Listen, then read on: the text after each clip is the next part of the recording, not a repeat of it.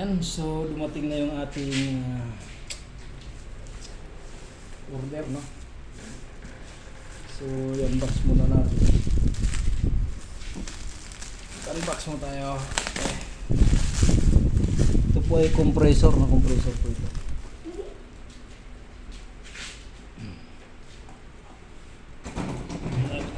Ayan. Compressor.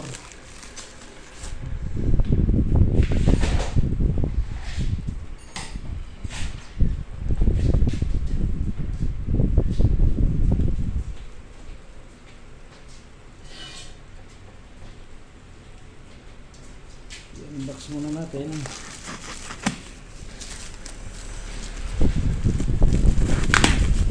Tingnan natin kung wala siyang defective, no? Hindi siya defective.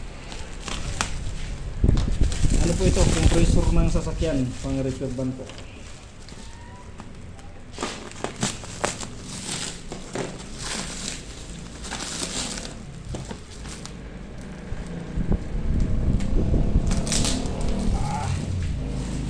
Balot na balot ah.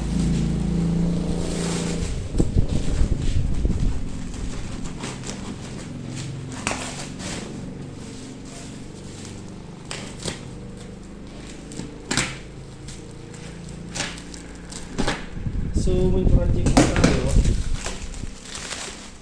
Kaya ayan.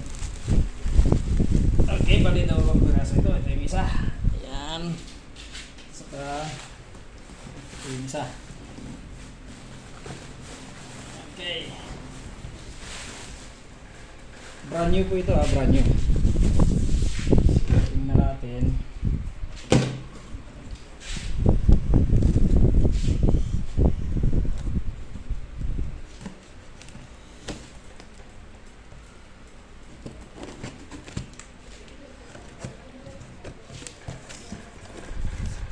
Okay, yan. So, ito pa yung isa. Buksan natin.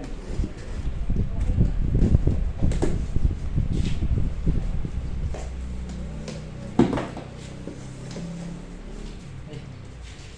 Ito yung resibo. So, yan po, 24 volts. Okay, so far good naman. Ito, labas natin. Para ma-check.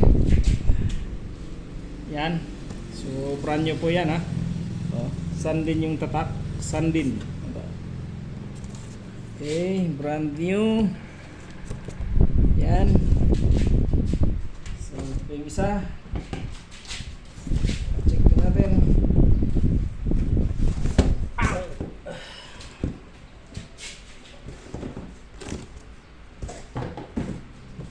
Yan. Oh. 24 volts po ito, dalawa sila ito.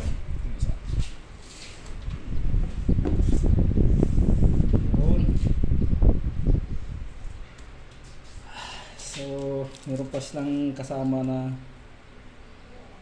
pang washer. So, sa kabila meron din. So, good. Thank you kay Sir Anton, no? Sir Anton ng Quezon City. So, galing pa ito sa kanya. Actually, hindi ko pa nabayaran. Baka mamayang gabi babayaran ko na. Well, may project tayo kaya nag-order tayo ng ganito. So, sa gusto pong mag-order, pwede nyo po ako i-message po. Pwede tayong makipag-coordinate dun sa supplier natin para yung mga gustong magkaroon ng compressor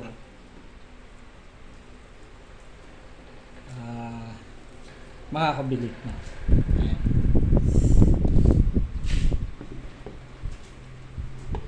Ito po ay nilagay ko ito sa sa 4-wheeler at saka isang 6-wheeler. Isang 4-wheeler at saka isang 6-wheeler. So, doon po ito ilagay. So, lang po. So, sana magiging maganda yung performance nito. Pero yung dati ko namang nakuha, maganda naman yung bomba niya. Okay, yun lang muna. Ayan.